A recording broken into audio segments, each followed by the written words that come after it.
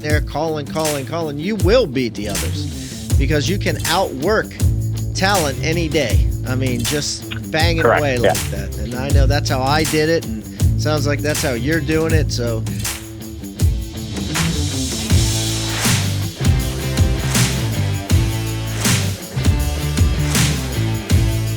So the question is this: how do most agents find the secrets to succeed in today's competitive real estate market, especially when the top agents are keeping those secrets to themselves? That's the question, and this podcast will give you the answer. Hi, I'm Aaron Amuchastegui, and welcome to Real Estate Rockstars.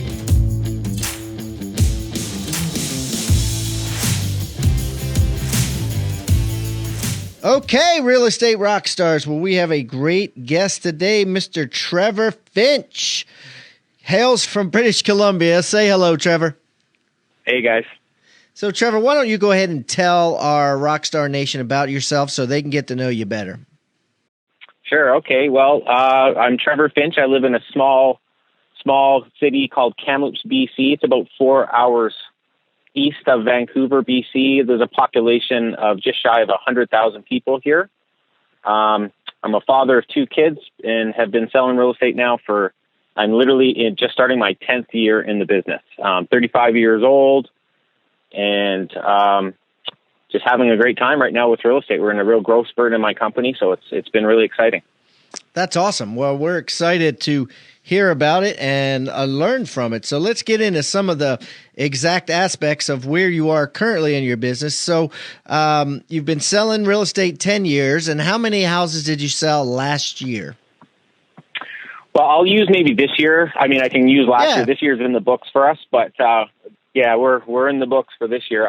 This year, my team did 98 transactions. Okay. And what was the volume on that?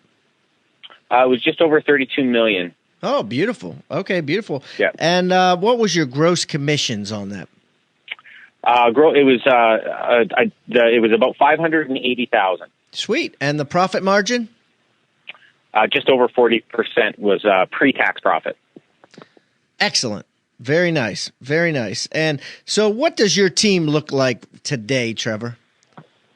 Today, my team consists of myself as a team leader and listing specialist. I've slowly transitioned this year to listings only. I still handle the very odd buyer, friends, family type of scenario. I have an executive and full-time assistant and 2 buyer's agents. Wow. But we're doubling in size in the next 3 months. No, I love it. Now, how does somebody do that, right? Like, how do you say, okay, well, here's my team. It took me 10 years to get to this point, and I'm going to do it again in 3 months. I mean, what's your plan? I mean, so I've just hired 4 new agents. They're all going to start on March 15th, 2015 is what I call D-Day, if you will. It's our launch date. And I've hired a second full-time administrative assistant that's starting late January in order to train for a few months. So when the new bodies come in, I can then focus on training them. What happened, basically, I've been wanting to grow a team for a few years. And about a year and a half ago, I found the first agent that really made me realize that it was possible, if you will. I was able to take an unlicensed person to what I consider up to speed. And in her first full 12 months, did 37 transactions, not including, that's pure buyer representations, and then an additional three listings that she brought to the team. So it was when that happened, which is this calendar year, I just went, okay, I can, why do 1? Why not do 4 at once? So I guess that's what happened. I just realized that we can expand exponentially, I guess, at this point. And the system is now sort of, I guess you could say I systematized it and I documented it. So now I can just repeat. That's great. That's great. So where'd you find these new buyer agents suddenly that are going to start March 15th? I individually recruited every single one of them. In all honesty, I did a lot of research and training on this because I have failed miserably in the past at it. Okay. So it was, I did the standard Craigslist ads, and a lot of them were I have a very large sort of social media presence with regards to personally, and then our team as well. And I literally spent one evening and I went through every single one of my 1,600 friends and just said, would they be a good fit? And then reached out to probably 50 people, of which about 30 replied back. And then I just, went through my process, of course, interviewing and testing and disc testing, and weaned it down to the 4 basically that are currently taking the course. Wow. That's awesome. That's awesome. And I love how you're training them from ground zero. So you're really going after, new agents or agents that aren't even licensed yet and turning them into rock stars. Yes, none of them were in the business, and I don't know that I would ever hire someone that was in. I shouldn't say I wouldn't. It's just not what I would ever go after. If that opportunity presented itself and it was a good fit, I would absolutely, go down that path. But I'm not ever probably going to recruit currently licensed agents. This is great. So let's get in some nitty gritty on this. So what kind of splits did you put these agents on, and are they different from your current agent splits? Okay, yeah, no, the splits I have for my team are set. So I actually have 3 different splits. So these are all going to be buyer's agents. So they'll primarily, and for the first year specifically, represent buyers. At 1 year in the business, they then could learn our team listing system and then list, their friends and family, not the, of course, company-generated listings. I handle all those, and I will be hiring a listing specialist late next year. But their buyer splits there's 3 different splits. Basically, if it's a team-generated, like a online generated lead, we use Commissions Inc. or a Tiger Leads or Boomtown. If it's one of those type of leads, it's a 50-50 split. Effectively, they do the conversion, but I supply the lead. Mm-hmm. If it's one of their Sphere, SOI, referral, it's a 60-40 split where they're allowed to get 60% if they effectively have brought the lead to the team. Yes. And then I have a 60-40 split to the team if that's without a slam dunk handoff. If it's one of my pre-approved, they're ready to go, they're using our team, then it's a 60-40 split to the team. So it's essentially a 40% if it's a gimme, 50% if they react to an ad call or something like that, and then 60% if they bring it in on their own. And do me a favor so that we can learn from this. What exactly, or close to exactly, what does this Craigslist ad say that's attracting these people to come interview you? Oh, geez, I wish I had it in front of me. Basically, I explain what our team is. It's along the lines of wanted, energetic, motivated, driven entrepreneur looking to make. And I flat out stipulate the income levels, and I say along the lines. I don't know if you guys have ever read the book Ultimate Sales Machine by Chet Holmes, but I reference his hiring practice heavy with regards to.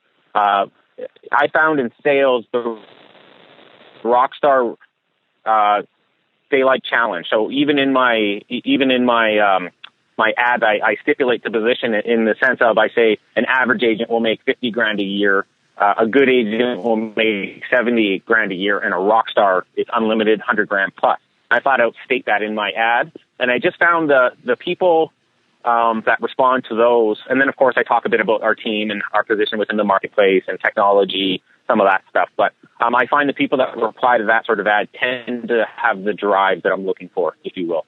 That's awesome. Now, could you share that ad potentially with me, and then I can share it with our audience on our website? I will absolutely email you the exact ad when we're done. Okay, guys. Absolutely. So everybody go to hibandigital.com/Trevor Finch, Finch, and we'll put that up there. Thanks a lot, Trevor. So tell me a time in which you failed, and tell me about the lesson you learned and how you came out from under it. Okay, well, there's so many. I'm a big believer in failing is a good thing. So as long as you're smart enough to realize that you should do something differently. One of my biggest failures, I guess, I've noticed in the last couple of years as I'm trying to grow this team out is I've extremely failed twice now at lack of training administration. Just because most good salespeople, paperwork isn't something I'm really destined to do by any means. So I don't take the time because I dislike doing it to train my admin exactly how I want it done. and it's basically bit me in the you-know-what twice now. So I think a big lesson for me is the importance of training. And if you're in the stage of growing a team, and then I'll maybe even just give you another one that maybe for people that aren't growing teams, I found for me, like when I failed to realize that prospecting and building relationships is what this business is. And when I, as a solo agent, if you will, or a solo agent with an assistant, when I realized that it was my job to get to the office and prospect every single day, my business absolutely exploded. So I think that was a big failure, not prospecting, and then on a team growing sense, lack of training and lack of systemization was like not having documented processes in place was a huge failure. Great. Good stuff. Good stuff. Absolutely. Okay. What's your favorite script? My favorite script. I have lots. I think I'll maybe reference a couple short scripts if that's okay in different scenarios that I've used. The more the better. The more the better. Great. Well, none of these are big, long, or lengthy, and some of them are even downright simple, but the effectiveness of them in the outcome of some of the deals I do. So one of my favorite ones is I went to a pre-listing. I call it a seller counselor interview. And there's a series of questions that I ask all listing appointments prior to going, which again, I'll email this to you as well if you want it. But, yes, please. We'll put this up on hibandigital.com as well. Yeah, and it allows me to ask some questions before I get there, which allows me to build rapport so much significantly better when I get there. And then the best question on that list is we get into price expectation. And I find a lot of agents really dance around that. They go to a listing not really knowing, the whole, they want you to tell them the price. And I just ask, and I say, so what do you think the house is going to sell for? And 90% of the time they just tell you.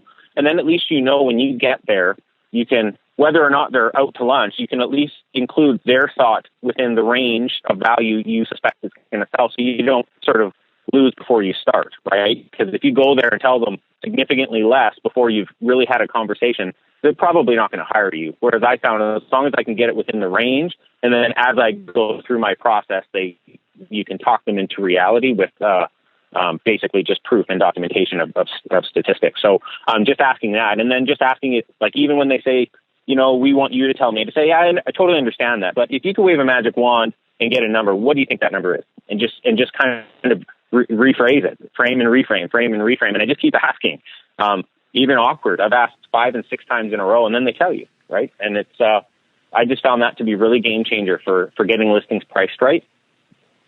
So that was, that whole script is fantastic for getting ready for listings. Okay. That's probably it's no question my favorite script as a listing agent that I use. And then of course, another one, just asking if I'm competing, and knowing in advance. I know this stuff seems pretty elementary, but again, I did this stuff wrong for a lot of years, and it's only now that I'm realizing, the importance of it, because I often am competing now on my listing. So why do you want to know what they think their house is worth ahead of time? Because there's many reasons. The biggest is to qualify the appointment for me. Without seeing the house, of course, just knowing the areas and towns, I can know the price ranges of sales. So if they're completely out to lunch, I might qualify out the appointment as the first thing. You might not go. Okay. Potentially, if they're completely out to lunch, which does happen from time to time.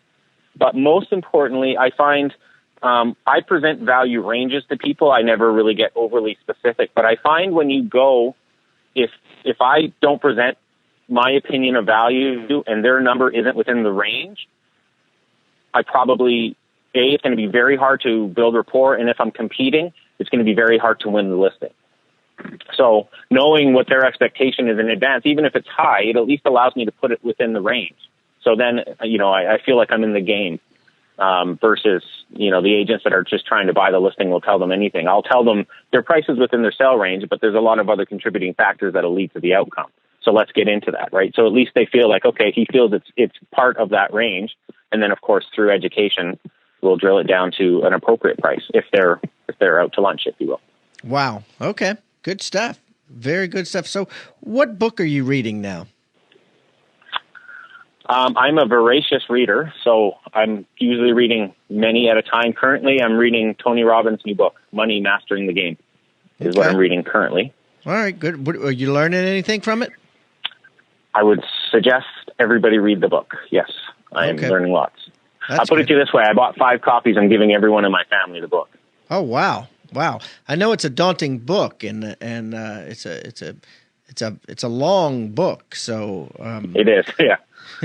I'm an Audible. I'm an Audible guy, so I use Audible to read books. So I'd recommend that to everybody as well. It's a fantastic app. You can just listen to books on your phone. So I every time I'm driving, I listen. If it's quote unquote a work day, I don't listen to the radio. I just listen to books. Yeah, same with me. Podcasts and Audible is so much easier. So absolutely. And we have a deal with Audible. If anybody listening, go to hibandigital.com/book, and you can get your first book for free by going to that link if you sign up with Audible for books. Real Estate Rockstars, this is Aaron Amuchastegui for a quick commercial break. So during 2020 and 2021, the real estate market completely changed. There's so much competition in the market, so many people trying to buy and sell houses, but there's hardly any supply, hardly any product, hardly anyone willing to list their homes. It's time for every agent out there to become a hybrid agent investor, to be able to reach out directly to homeowners to try to get them to sell or list their house. We've got a new website. Go to leadpropeller.com and you can set up your own investor buyer website in just minutes. You'll set up your own URL, set up phone numbers, help go through to leads, help reach out to people that aren't listing their property currently, and have them fill out a form that says, hey, I want to sell my house. And then as an agent, you can go through and make them a hybrid offer. You can tell them, hey, I think your house would sell for $220,000 on MLS, but I can either write you a $180,000 cash offer right now, or I can help you fix it up and you'll list it for $220,000 on MLS. These are buyers that are looking for quick cash offers. Tens of thousands are submitting these forms every single day, and they're skipping the listing process. But so many of you guys out there are such good agents, it's a great opportunity to get that lead and help them maximize sales price for their home. So again, go to leadpropeller.com and think about signing up for your own investor site so buyers will start reaching out to you, asking you to make an offer on their home. All right, so let's see. What application, whether it be on your phone or software that you're using in the office or both, are you most excited about right now?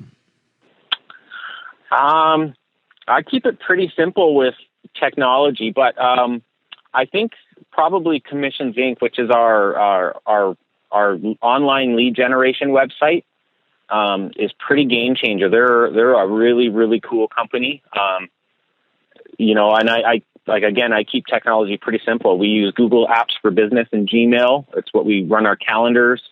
I use Top Producer from an administrative sort of point of view. That's how we manage our past clients and manage our listings and contract to close. And Commissions Inc. is what we're using as our lead generation website. And I've used a few Tiger Leads and a couple others, and they're all fantastic. Ultimately, at the end of the day, in my opinion, they all generate an online buyer lead. However, Commissions Inc., the back end from a sort of user perspective, an agent perspective, there's a lot of fantastic features that are I know my agents are having amazing success with. Okay. Super. And we'll put a link to that on Hyben Digital as well with your / Trevor Finch. So, all right. So where are you investing your savings now, Trevor? Well, after reading Tony's book, I'm right now saving. I'm still pretty all into real estate, to be completely honest. I have had rentals in the past. I have sold them, and I'm currently saving. I'm about 6 months away from buying my first apartment building. If that's what you're meaning on a personal investment basis. Yeah. I'll be buying lots of buildings is my intention. That's your intention. Now, does Tony recommend real estate in his book? As a percentage of your portfolio, you should own real estate. Absolutely. I mean, not to get into that book overly, but he suggests a lot more of like REITs, like real estate portfolio investing.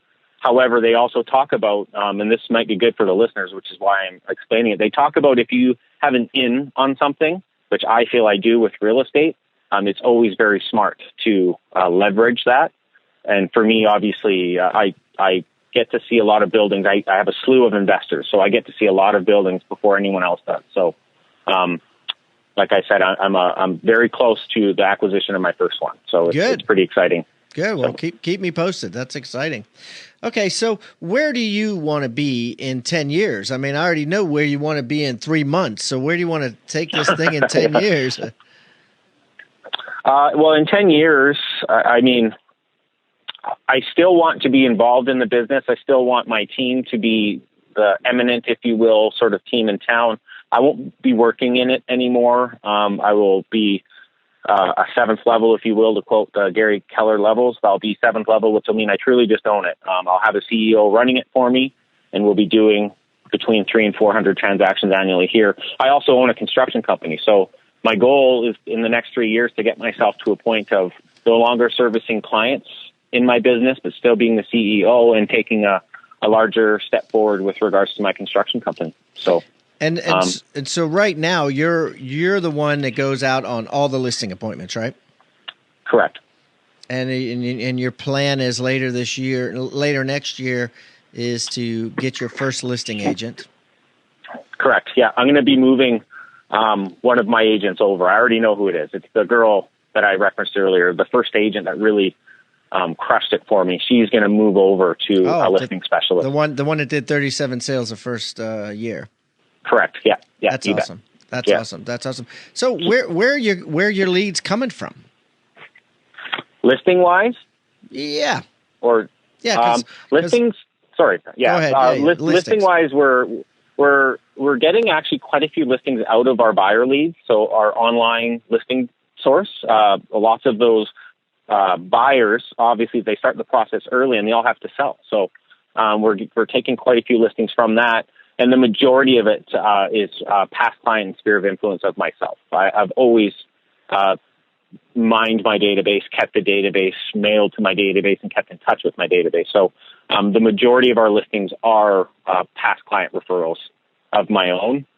But we are going to turn on some more listing lead generation probably second to third quarter of next year once my new agents are up to speed. And working that side, then I'm going to step back out of the buy side of my business and focus really hard on the listing side of my business. Yeah, that's great. Nothing irks me more than when I'm listening to an agent on the phone with a buyer and they don't ask them, do you have a house to sell? Yeah, of course it's a question in our script, right? It's a must. It's a must. It's a must. Okay, Trevor. So here's the deal. I'm going to put you in a TV reality show. And it's going to be you against 9 other real estate agents. You guys are all on an island. The island is well populated with buyers and sellers and money and everything.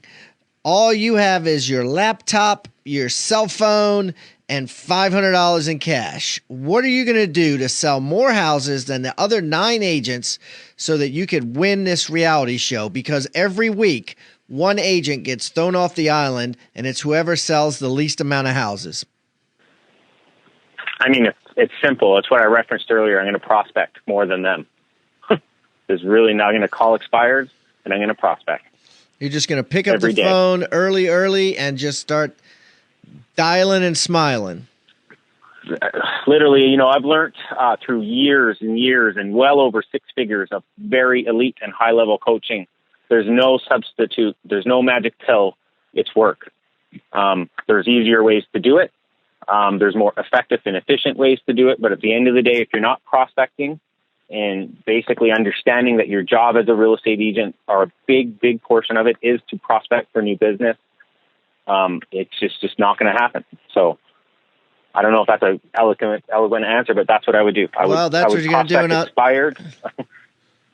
And I'll tell you what, if you're on the phone there and you got a socket to plug your phone in so it never runs out, and you're just sitting there calling, you will beat the others because you can outwork talent any day. I mean, just banging Correct, away yeah. like that. And I know that's how I did it, and sounds like that's how you're doing it. So that's great. Well, why don't you close the show out, Trevor, with a your motto or a quote that our audience can think about after this has been over, and say, Trevor Finch says this, or the one thing they remember about this. What give us something to inspire us as the Rockstar Nation.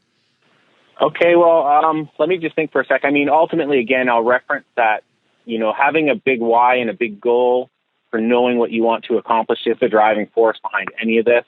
Again, understanding that you have to prospect to be successful in this business. Those are sort of the philosophies of my team. And of course, being a consumer-centric person, right? Customer first, exceed their expectations, serve your customers, and the reputation you'll get from that. Like myself personally, if I didn't have my team, I'd still sell 60 houses a year just off my past clients. So, and that's because of the level of service they were giving. But I know a quote that we have on our wall that I've always found inspiring, but I forget it's actually marked as unknown on our wall, but it basically just says, when you want success is that as much as you have to breathe, then you will be successful. Yes, I love that. And there's a million videos on that, but yeah, you know the one. Yeah, our team yeah. watches that often, and it fires us up. So, absolutely, and that's really what it's all about. Is just having the why and just going for it full out. So, listen, Trevor, this has been a great interview. I wish you the best of luck. And Rockstar Nation, listen, if you have a referral in the British Columbia area, give Trevor a shout out. See if it's near him, and give him a shot, and he'd be happy to pay you a referral fee, and all the show notes and all the information. And Trevor's going to share his awesome question sheets that he uses as promised. So please take a look at hibandigital.com, and we'll get all that to you. And Trevor, listen, best of luck to you, buddy, and thanks for being on the show. Awesome. Thanks, Pat. All right, Real Estate Rockstars. This is Aaron Muchastegui jumping in again to thank you for listening to the show. Hopefully you guys loved listening to that one. And I want to make sure that you know about all of the extra resources that we have. And also, we need your help. They say podcasts are free. You get to listen to podcasts for free. But what is the cost of that podcast? I would say if I could beg you to pay anything for that podcast, I would say the cost of the podcast is going and giving a review. So whether you download it on Google or Apple or YouTube or anywhere else, please go give us a review. Say what you liked, what you didn't like. It helps us get better guests. The more reviews, the higher we get in the rankings. Right now, we are the biggest podcast out there for real estate agents, and we want to keep that spot because we know there's lots of podcasts out there. So go give us a review. Also, be sure to go to hibandigital.com. If you liked any of the resources that those real estate agents talked about, we've got a huge video vault of those resources for free. Every penny that comes on the podcast that we interview, they give us something that helps them get their deals or helps them work with their clients, and we put that in the toolbox in our vault for you. So go to hibandigital.com and you can get it. If you're looking for real estate education, go to rebusuniversity.com. We have all sorts of courses in there to help agents succeed in real estate. How to get the listing, how to negotiate deals, how to become an investor, all sorts of different stuff, rebusuniversity.com. And if you want to chat with me, go find me on Instagram. And if you come find me on Instagram, you can send me messages. Tell me what you want to hear. Tell me what you liked, what you didn't like. We try to put a bunch of content out there too. You can find me in two different places. It's at RERrockstars.com for our Real Estate Rockstars page, or at aaronandmuchastegui.com for my personal Instagram page, where I can chat with you about all sorts of different things. Thanks for listening. We'll see you again soon.